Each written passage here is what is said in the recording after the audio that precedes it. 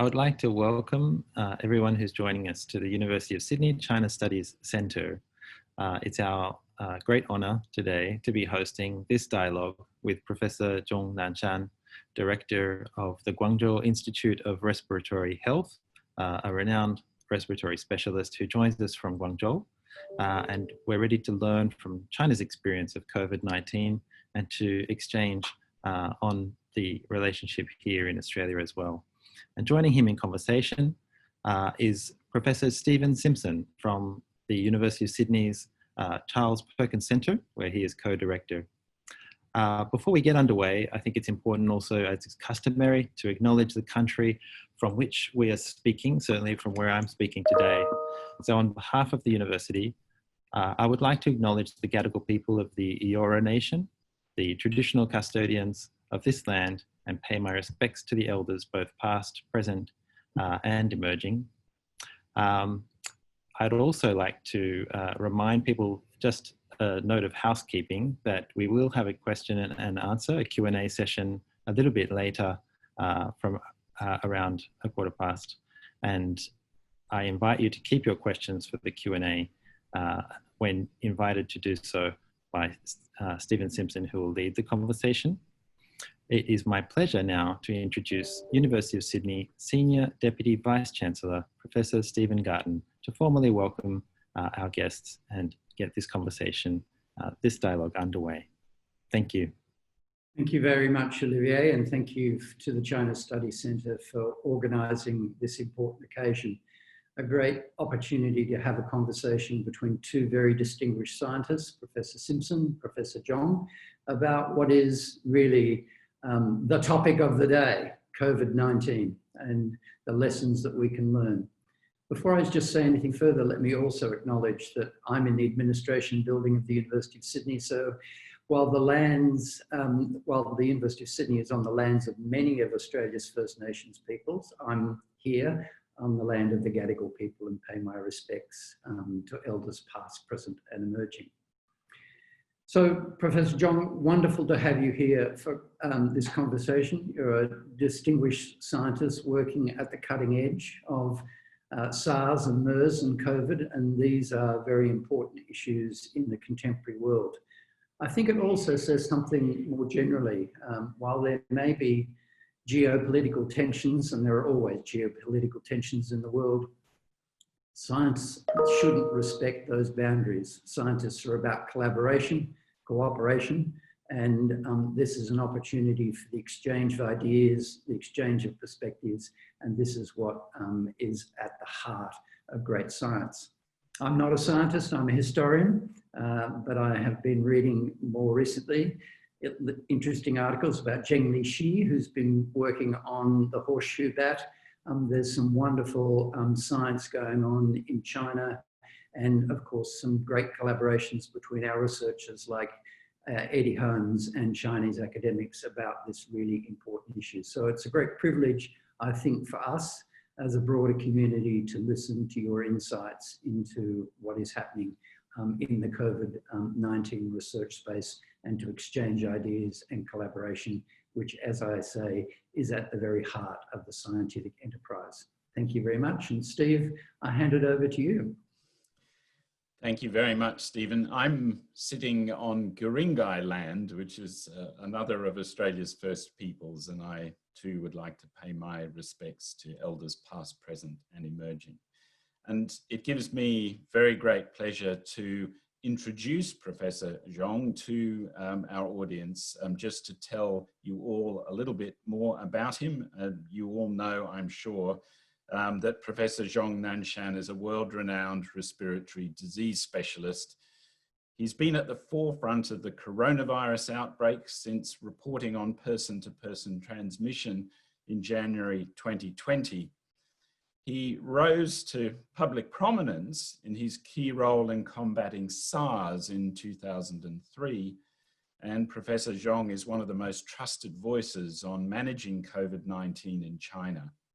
He currently leads the team of senior medical experts advising government on the pandemic with China's National Health Commission. So what we're going to do now is ask Professor Zhong to speak to us for 10 minutes or so, and then he and I will engage in a discussion for another 20 minutes or thereabouts, and then we open up to a Q&A thereafter. So Professor Zhong, handing over to you. Okay, all right. Thank you very much, Stephen. I'm Professor Simpson, Professor Garden, and Oliver, and all the colleagues and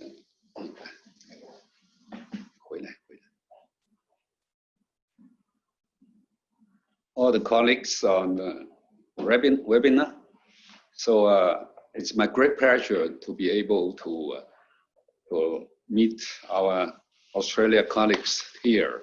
So because I have a very close relationship with my colleagues in Australia, in Princess Hospital. So that's because the very famous respirologist, Anne Woolcock, she's my good friend. She used to be my good friend for more than 20 years. So, and then we have a close collaboration in the field of chronic airway diseases, in particular in dealing with asthma. So today I just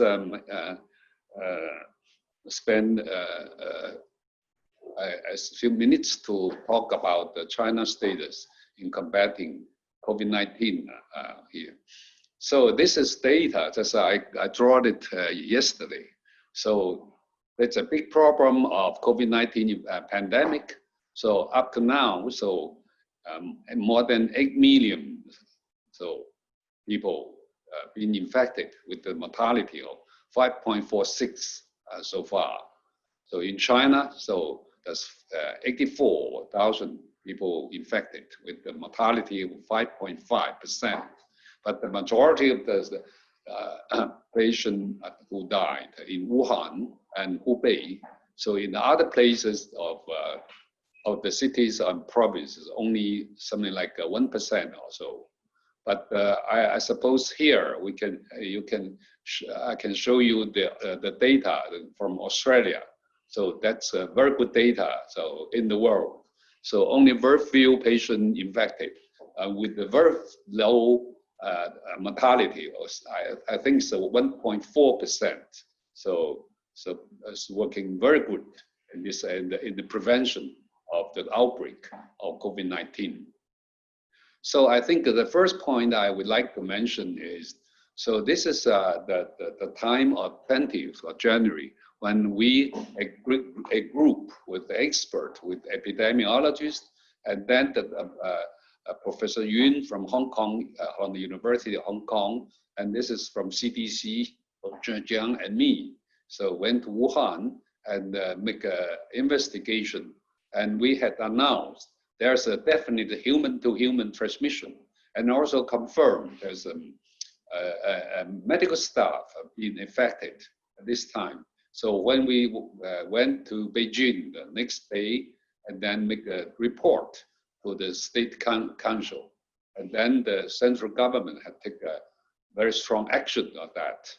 So I think this is a picture, a quote from the UK, and that from the public health point of view. So that's the cases, and that's the time over time. So you can see that's this line saying represent the national capacity to have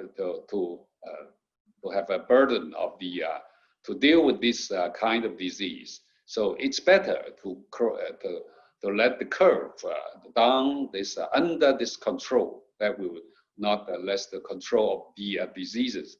If you have not taken any action, that will have an outbreak, will cause a lot of problem, economic problem or healthcare problem, and so actually they had mentioned they have some measures. So self-isolation if ill, and school distancing for vulnerable, and whole household isolation if one member got ill. But I think it's not that enough because, as you know, the COVID-19 infection, the basic reproductive number, the reproductive knot, is pretty high. At that time, it's close to 3, which is much higher than SARS and MERS and even seasonal influenza. So what China had taken. So that's a reverse action of suppression action. So that's for the so-called intensive suppression strategy. First was announced, so the Wuhan will be locked down. So at the 23rd of January. So don't go to Wuhan, don't leave Wuhan, and make it more transparency. So all the cities and provinces should announce the real-time number of diagnosed patients every day. So without any covering up. So the third is most important is I think in Australia have been doing very well in this way. So the so-called, we call the interagency mechanism launched. So that's a so-called early protection, keep distancing, and of course wearing mask, and early detection and early diagnosis. And this is the decision right is put down to the large hospitals rather than in the CDC, and then can make early diagnosis and then make early isolation. That's down to the community level. And then PCR check up in all the close contacts, so including those without symptoms. So after that, I think that's announced here. And then the number of new diagnosed patients is still going up. So probably 2 weeks up to the peak. That's about 3,800 diagnosed in 1 day. After that, it's going down. So, and then after 2 weeks, and then down to the formal level. Altogether, just take 1 month. So this is, and then we can compare from each other. So in Wuhan, the outbreak is a bit earlier from the beginning of January, and then basically under control at the beginning of at the end of February, and then after that at the beginning of March. So other countries will have some outbreak from countries to countries, but so because there's different control strategy. So after 1 month, some other countries still going up, in particular up to now, still in the peak plateau at the moment. So that I'm not going to talk too much about that, but I think so because Professor Simpson is working more in the environment. So I think he'd be more interesting about the environment. So how the environment makes some impact to the human being. So of course the pathogen, everybody knows COVID-19. That's impact that is almost similar pathogen impact. So in China, and some wildlife, for example, pangolin. So that's one of the reservoir in keeping the COVID-19 virus. So up to now, the most known transmission routes is close contact and droplets. The droplets cough and coughing, so coughing, and then so the droplets will go to the 1.5 meters. So you keep the distance in, so that will be good prevention. So then also we had firstly isolate live virus from the feces and urine. So whether they had some contamination and got the transmission to the human being, that remain to be solved. But a lot of the fact said, well, it may be the case, will cause some infection. In particular, one of the event happening in Beijing in recent days. So, and also conjunctiva. So I'm not going to talk too much about that. So actually in China, so in the community level, the two core strategies, distancing and wearing mask. So actually that's in Guangdong. So during the year of the middle of February. So the numbers keeping stable. And then after that, there's a lot of import cases happening. So even now, still have some import cases. So that's another measure we should be facing. But so far, I would like to tell you what's happening in the last week in Beijing now. So that's a new cluster cases emerged in Beijing in a wholesale food market in Beijing. Here is called Fengtai. That's an area that's in Liufadi, Xinfadi food market happening here. So basically the majority of the patients are happening here. So just 1 week, and then up to yesterday, the day before yesterday, 133 cases have been confirmed. So I don't know the exact data yesterday, but I suppose still have some. So that's a big challenge to Beijing. So, but this transmission road, of course, human-to-human transmission. Another very important point is environment. So the contamination of the food. So that's the curve of the happening. What happens in 11th to 16th, the case. The majority of the cases happening in that area are surrounding the Xinfadi food sale market. So you can see here, so that's the majority of 80. So, and what is related to the market? The relationship is 106. The majority of the patient is related to this market. So what kind of market? What kind of things? So as an origin. So maybe some food or some frozen food and some. So that's, in other words, so import cases and import food, in particular freezing food, maybe another important reason for spreading this kind of diseases. So new action taken in Beijing in the early morning of yesterday. So emergent response of public health event is elevated from grade 3 to grade 2. And immediately closed Xinfadi food market and related markets. And also strict inspection of the import raw food.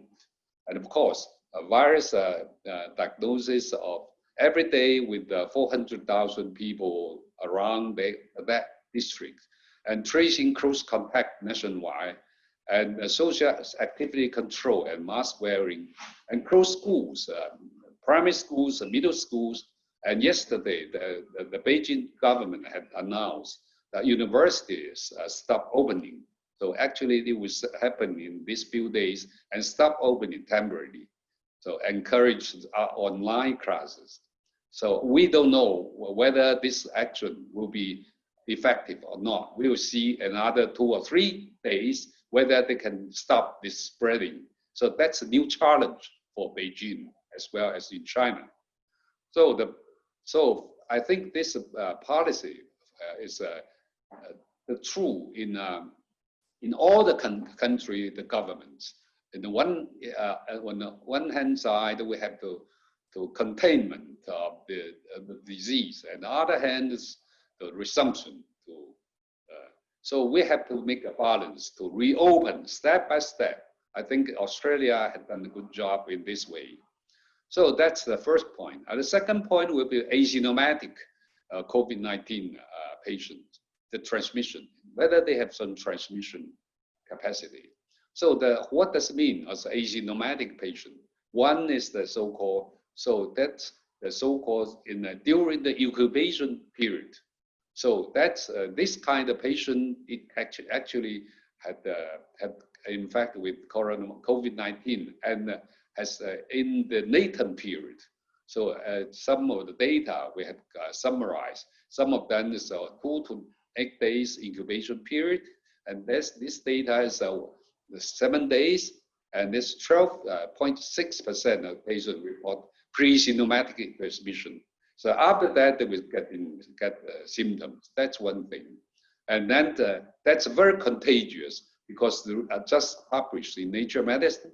So in Guangzhou, we estimate, so 44% of the so-called secondary cases, they are transmitted by other patients. Actually, they had pre-symptomatic stage. Actually, they are more contagious. Why? So I will talk that later on, and that's asymptomatic. So infect the patient. So, but really asymptomatic. If it is true, so this is the first report. Gentlemen going to Germany, and then some partners got infected. So without symptom, this in that case without symptom. But actually in science, that's another point. It says study claiming new coronavirus can be transmitted by people without symptom was fraud, because he actually had found this patient, according to the familiar of the core family with the cold. He felt the patient felt tired, suffering from muscle pain, and took paracetamol and fever-lowering medication. Actually, she had a very mild symptomatic transmission. So actually, she had very mild symptom, but neglected by herself. So this is another thing. So far, I think that the event happening in Beijing, we had the same problem. So the so-called asymptomatic patient, but actually the asymptomatic patient they are contagious. 5 days before they develop symptom, and 5 days they have the onset of symptom. 5 days before and 5 days after, that's the infectivity is the highest of this, because the virus loads the highest in the respiratory tract. So this is things. And then finally, I would like to mention something about the treatment. As you know, more than 80% of the patient is a self-limited patient. They can get recovery naturally. So some effective, there is no specific treatment for this kind of COVID-19 infection. Some of the medication, remdesivir, chloroquine, and hydroxychloroquine, still remain argument. So different conclusion. Maybe in different kind of patient, they will be effective. In others, no.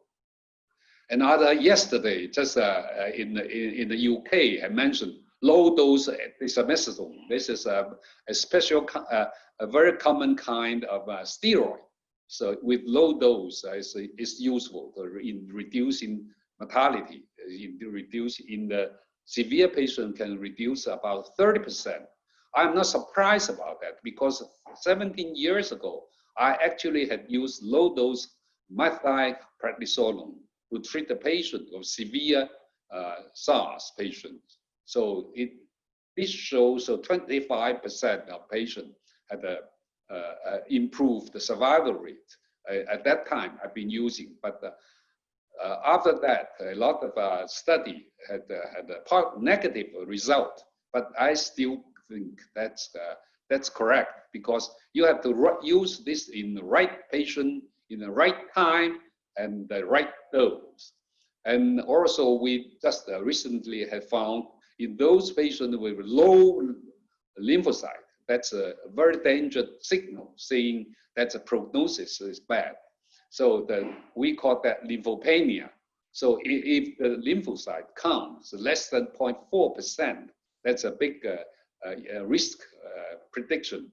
So we have been using that's used to improve increase the granulocyte, the number as a drug called GCSF, granulocyte stimulating factor management. It's very useful in preventing those patients from deterioration and reduce the mortality. Will be published soon. And then in the Chinese traditional medicine, So like this LHQW and some others, which seems to be very useful in the so-called the majority of the patient without very severe symptoms. This is our Chinese traditional medicine, and in particular this kind LWQH. Say this is from our B3 study, in the in vitro study, in the cell line, and also in the animal study, and it really has some protective effect, but not very strong to killing a virus, but a very strong effect on anti-inflammatory action, for example. So the so-called cytokine storm, so have been published in pharmacology. And then this is a multi-center trial and had proven. So that's useful in the treatment of mild to moderate COVID-19 infection. So this is just now I mentioned dexamethasone, just yesterday had announced. That's the news in Nature, but need to have more study to be proved that. So that finally I would like to mention about the so-called herd immunity. That's a very common discussion issue here.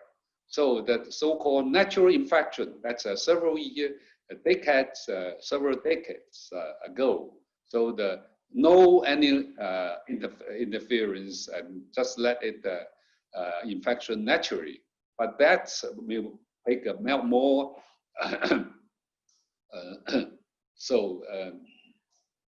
more people died of the. If you set it up by this way, there will be have 60%, 70% being infected. It's a big problem, because so that up to now the death rate is pretty high, still 5% or more than 5%. We have 30 million, so 40 million die by this way. So actually, we should use this massive vaccination. But it would take years, 1 or 2 years. We really need to have a global collaboration. So far, I think in China, we have up to now, 5 vaccines on the way for clinical trial. One is for 85 vectors vaccine, so with a long X segment protein as an antigen. So that's on the way to follow, almost finish stage 2 phase 2 clinical trial. And the other 4 is an inactivated vaccine. So in different places, that seems to be working well as in terms of protection or neutralization, in particular for the white virus, have some efficacy on that. But so far, we don't know how effective it is. Probably, I think at the end of this year or the autumn, can be used for emergent event to use this kind of vaccine. I think that's all for me. Thank you very much.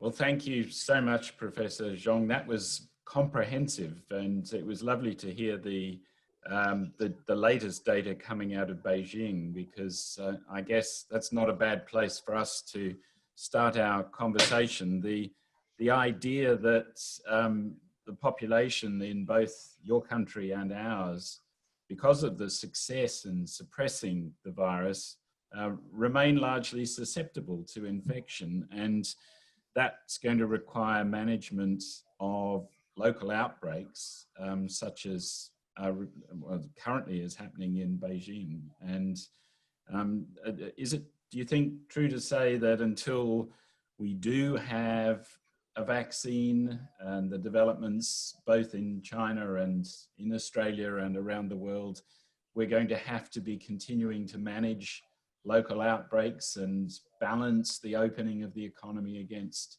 population health? Well, yes, I think this question is very important. I think So the herd immunity only should have received some vaccine injection can be achieved. Right. So at the moment, we use a very strong action with suppression. So that will cause a big impact of the economy. That's no doubt about that. I think in China, they have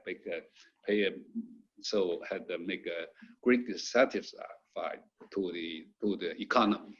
So almost stop all the economy development. That's a big problem. So that's we just try to reopen that. So, but the point is in Beijing, in particular, that's the capital of Beijing. The population is similar to the Australia, something like 250 million people. So in Beijing, so that's not locked down Beijing, but that's strict measures. So that's and then to have a general checkup of the virus, of the RNA checkup, and also the isolation of the close contact, tracing the close contactors, and all the things, and then stop the school class opening, and then limited the transportation. I was told this morning, so the airport transportation reduced by half, 50% to Beijing. So it is not allowed people in Beijing going outside. So that's some. So yeah. we have to do that. With the majority of the Chinese, they have no immuno function of immunity towards this COVID-19 infection. Yeah. Once this virus infected, so all the majority of the people will be infected immediately. Yeah. So that's the point. So yes. That's a gap between the protection and vaccination. So that's a big gap. It's a critical time for China. Well, certainly the shared lessons we have in Australia are exactly the same four pillars, if you like. Shut the borders, test, and more test, and then contact tracing and social isolation and social distancing. And that combination has worked here as it has in China. Yeah. But as you say, the fundamental problem remains, and that is that the population remains susceptible. So it was really nice to hear the updates on particularly the development of some of the treatments and certainly the vaccines. It's true. And your experience, if we go back to your experience with SARS, you pointed out some of the key differences between SARS-CoV-2 and the SARS virus, and they related to the greater degree of infectiousness of COVID-19, and also the fact that the SARS virus seemed to be less infectious in those pre or early symptomatic phases than is COVID-19. Is that the case? Yes, that's true. Because I actually met the first case of SARS. So that's 17 years ago. I remember the times 2002, in the December 21st.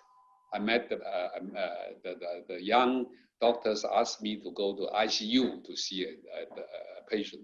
I didn't know what's happening with this patient. All the antibiotics is no use and no effective. And then we use the antivirus agent.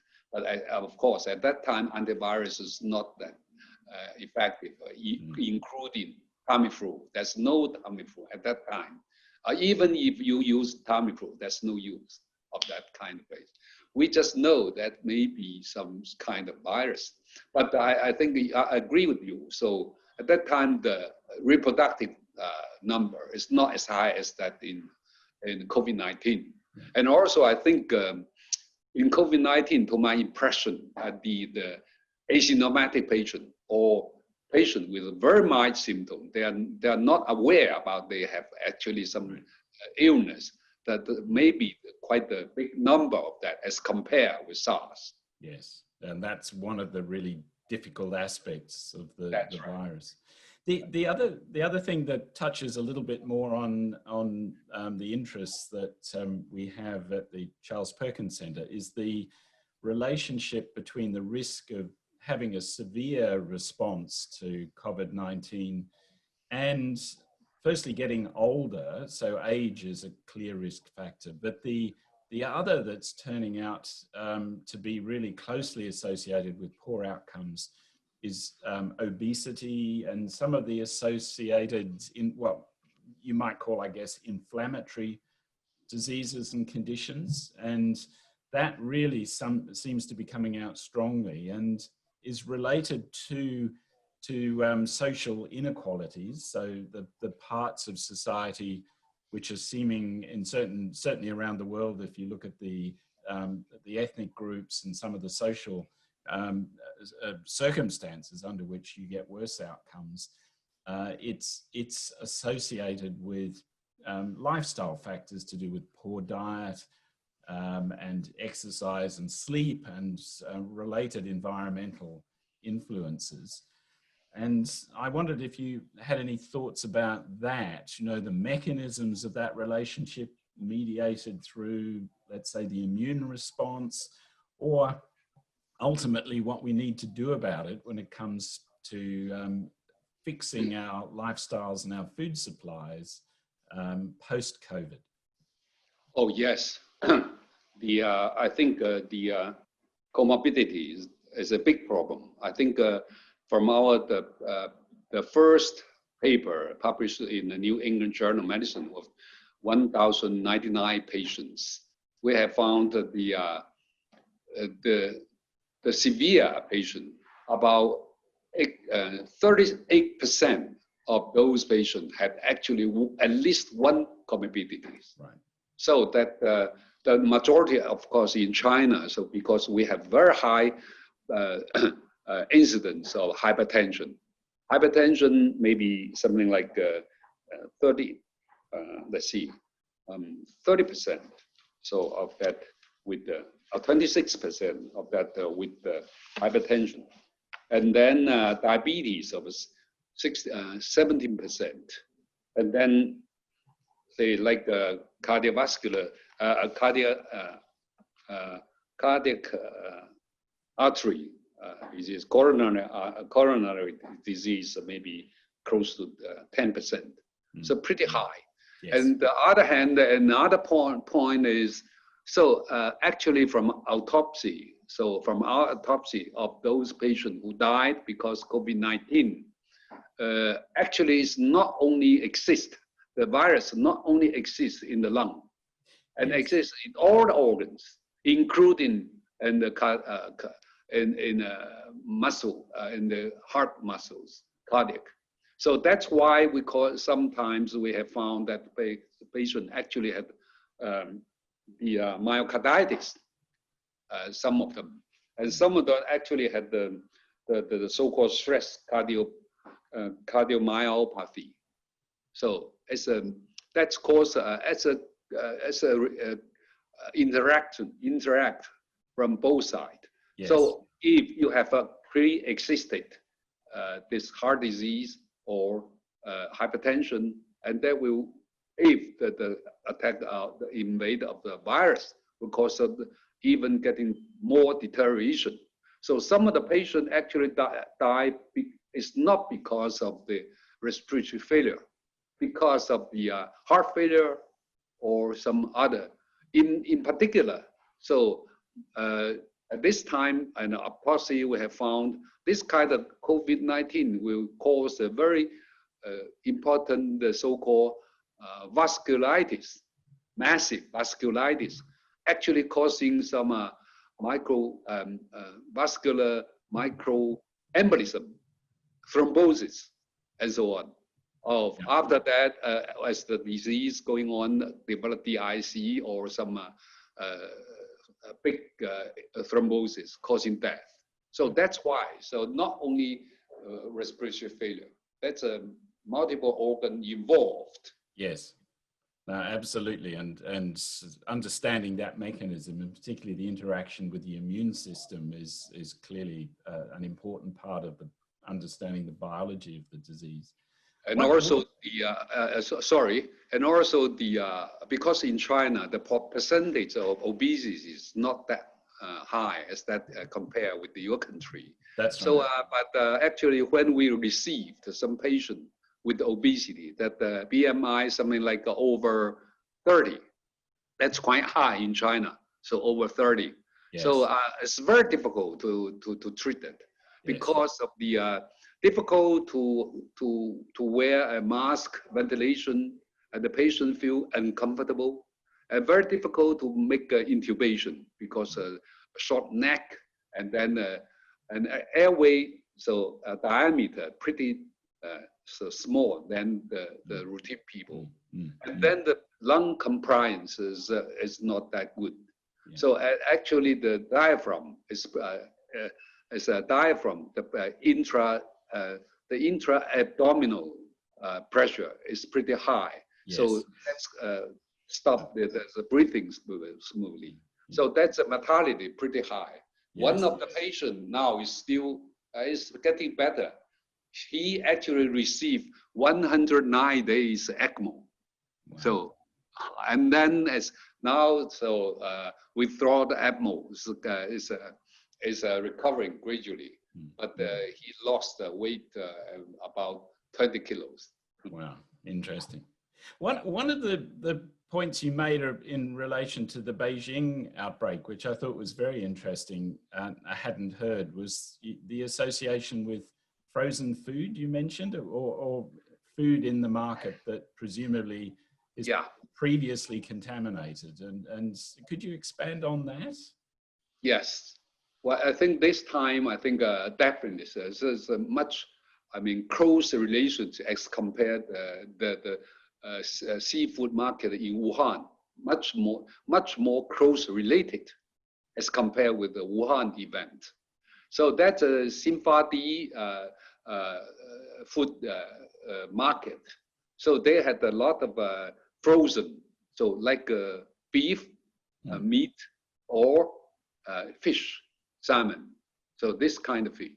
And actually why the people mention about that the so-called import is not only import from the outside the country or import from other part of China. So that's actually had contaminated with called COVID-19 virus, and it's frozen. And then the lower temperature, the virus can survive a bit longer. So this is one of the reasons. So we have to be more aware, not only tracing the close contact person, and also should monitor the import food and some others. The contaminant, the material is also one of the important reservoir for transmission. So the cold tolerance of the virus is well studied, is it? Do we know that? It sounds like we need to know that. I don't think we have make a very detailed investigation for that. We really need to know. So yes. How low the temperature will be survive at that. Because when the outbreak happening, in Wuhan, at that time in Australia, still the temperature is pretty high. At that's only something like in the late summer. Yes. Of course, the temperature is higher, and it's not available. It's not easier for the virus to grow very quickly, to reproduce very quickly. So now Australia is going to the autumn and to the winter time. Yes. But we are in the summertime. Yeah. So maybe Australia, maybe something will change. So something happened in Brazil and some other places. So should be very careful about this. So that's the Beijing's lesson tell us a lot. It still exists.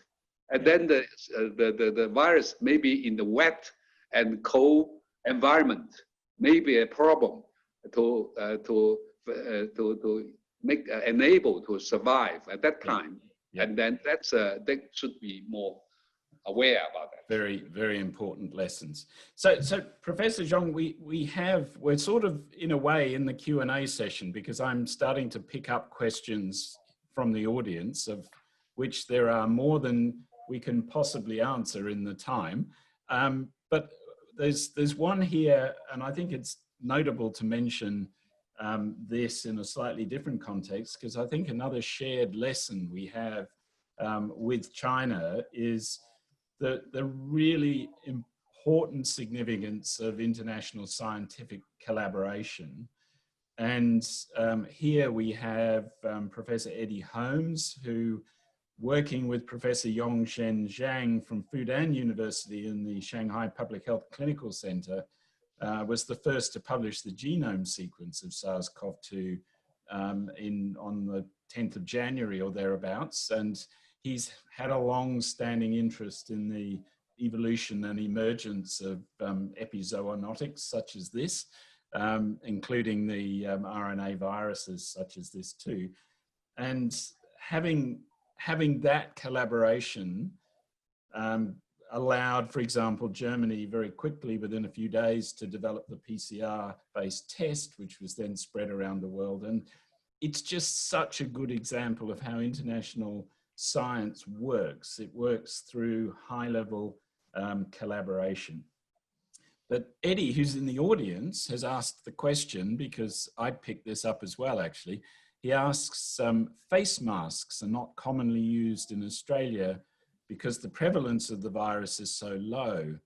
Do you think, Professor Zhong, the use of face masks should be mandated, for example, here on public transport? I think, as you know, the population density is not that high in Australia. So I think so distancing is more important.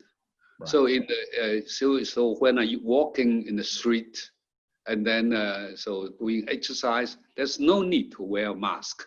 I don't think we need that. Actually, in Guangzhou here, so when the temperature is getting higher, and then actually a lot of people are not wearing mask. And but the point is, so if you have a meeting and a very close contact, even in the lift, in the elevator or some lift with a quite close contact, I suppose it's better to wear mask as well. Should be. So for example, in the United States at the moment, so I think in some of the states they have mentioned compulsory. So if you have a meeting, and then it's better to wear a mask. So that's my point. I mean, in the outside of the street or exercise, and you are traveling and some in the suburb also, there's no need to wear a mask. And if very close in a small room and a lot of people gathering together, because after this period, like in the state and some other, so recently that in more than 20 states, the incidence of COVID-19, the number is going up. So in the state, so yep. That's a problem, because there's some demonstration or some other activities. I think we really need to have it because we have done some experiment. So the routine mask, the surgical mask, is useful because the majority of the transmission is via the droplet. Not, as you know, the virus cannot very independently stay in the air. So it's important. It's impossible. They have to attach to some material. So in particular, droplet. So if the mask can prevent droplets from transmission, that's why. So that's really useful. Right. Yeah. No, that's very comprehensive answer. I've got another question here for you, Professor Zhong. You played a very important role in January in showing that COVID-19 was passing through human-to-human transmission.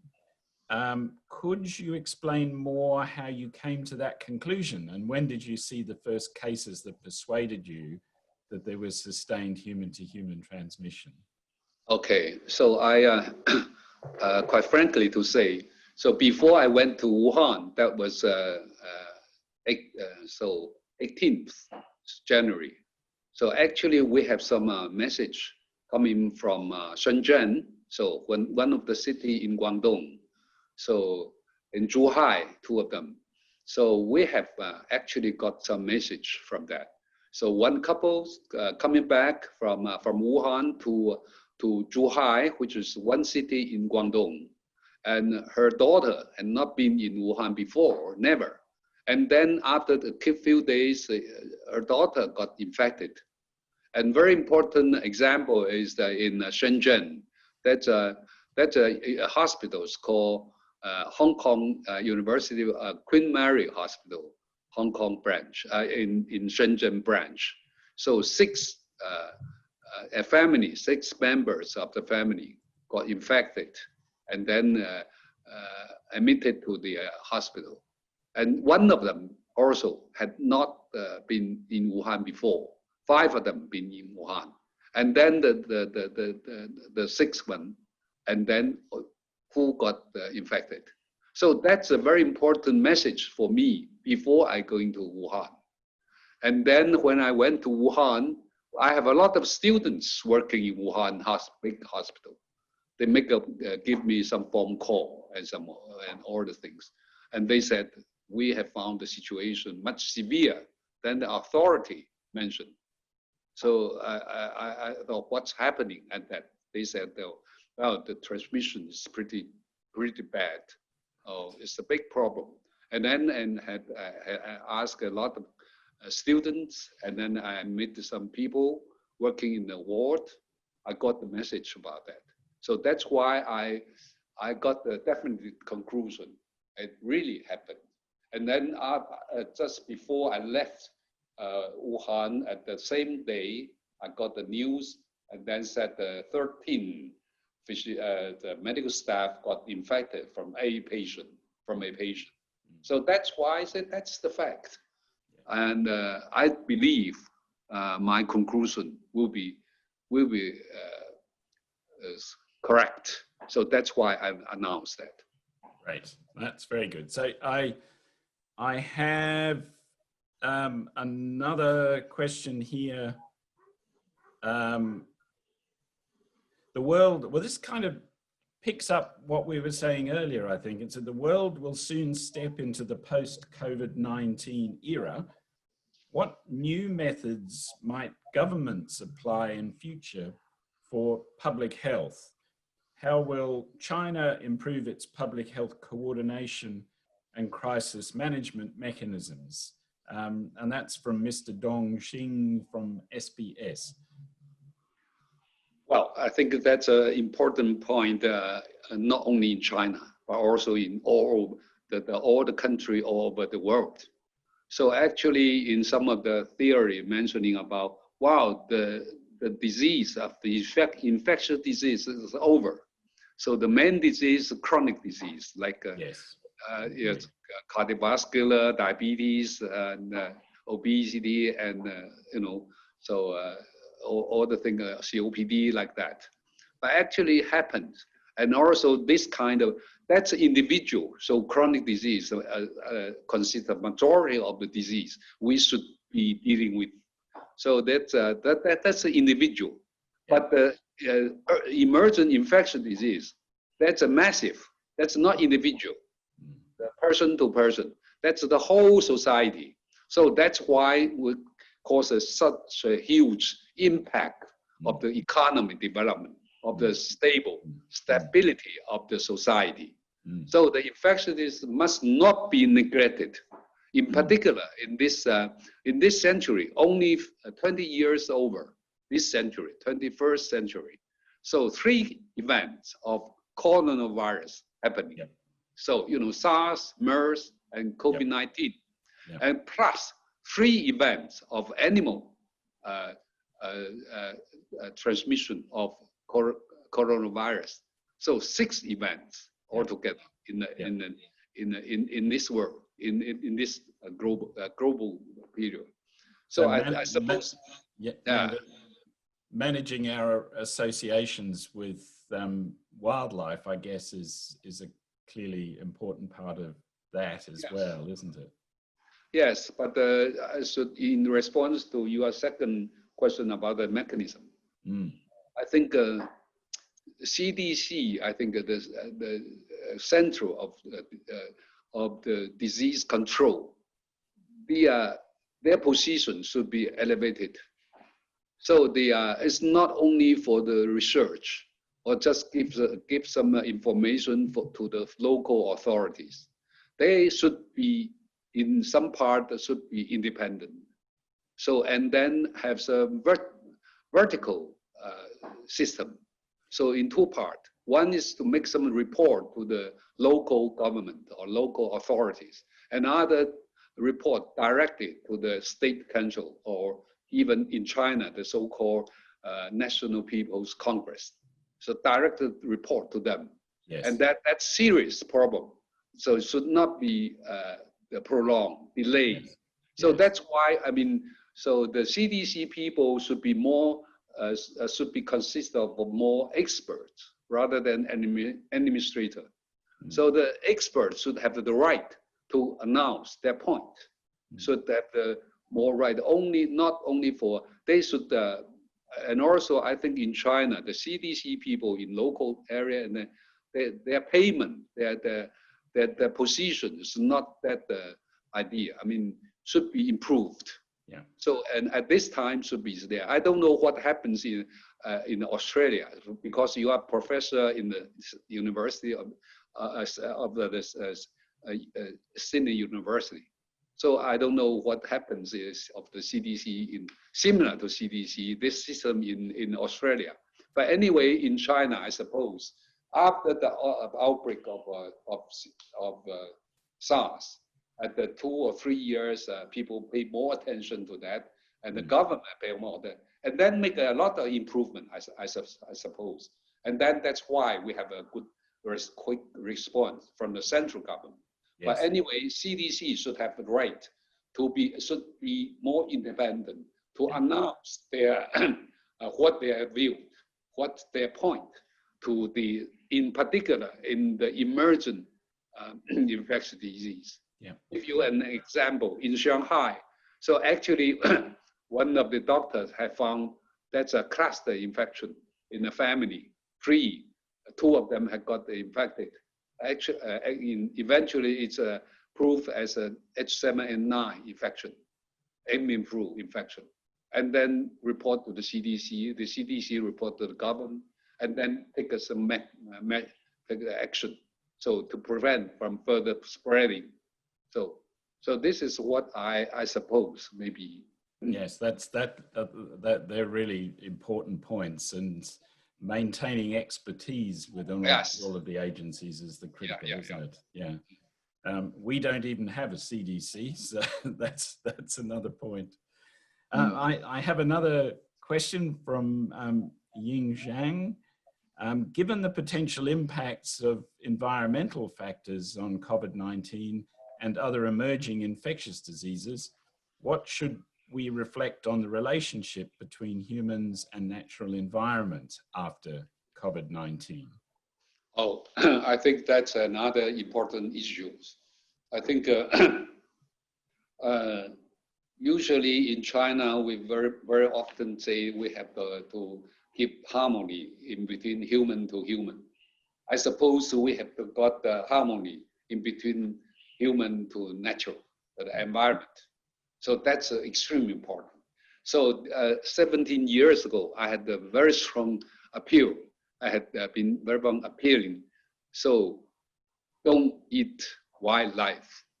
So that's because in the southern part of China, so people have had some this diet culture of eating wildlife. At that time, that's very important reservoir of transmission COVID SARS.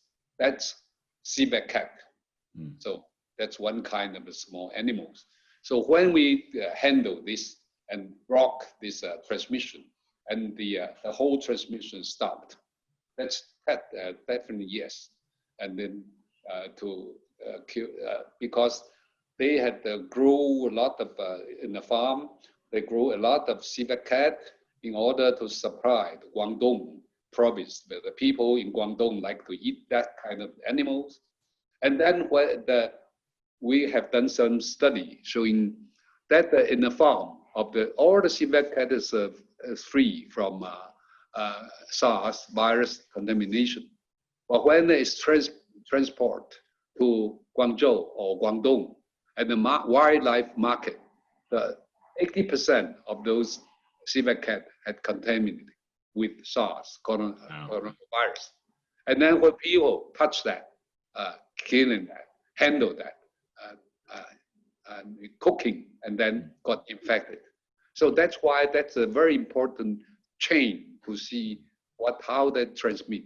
But at the moment for COVID-19, we didn't know what's happening, what's the origin, what's the transmission road from animal or from some other to human being. Of course, now it's a definite fact of the human to human transmission. But we need to go into the upper stream to see what's the origin and then trying to stop that at the upper stream. That's what I think about. Yeah, and that's very much the basis for the collaboration between people like Eddie Holmes here and Chinese scientists trying to understand the evolution and the origins. Well, it's everything that we've touched upon, particularly in the last 5 minutes or so, is pointing towards, firstly, the connectedness of our human and natural world and the importance of the food supply and the interdependence between chronic diseases and infectious diseases. And it's really sounding like it's a challenge for the global community to really think differently about how we manage our relationships with our food supply, with our environment, with the natural environment, and remain in a high state of vigilance for watching for the next emergence of these inevitable emergence of these viruses that are going to come from other animal species and be transmitted between humans. It's something that we really need in the future to pay greater attention to. And I think the other message I've taken from what you've said is the real importance of experts that are looking at the data, looking at the evidence, and are being listened to by those who we need to make the decisions in society that allow us to manage these outbreaks. Yeah. So I think probably on that note, we've gone beyond the time we were going to keep you. So I think probably at this point we could hand back to Olivier to help wrap things up. Thanks very much, Professor Simpson, and thank you so much again to Professor Zhong. 非常感谢. We are so lucky to have this conversation today here in between Sydney and Guangzhou, and it's been a pleasure to host you at the China Studies Centre. There were questions about where this conversation will be available, and for all those listening, I would point them to the China Studies Centre website to catch up on some of the points from today. I'm sure I speak for everyone in saying a heartfelt thanks for the dialogue and your precious time today, Professor Zhong. Thank you both. Well, thank you, Olivier. Thank you, Professor Zhong. Okay, bye.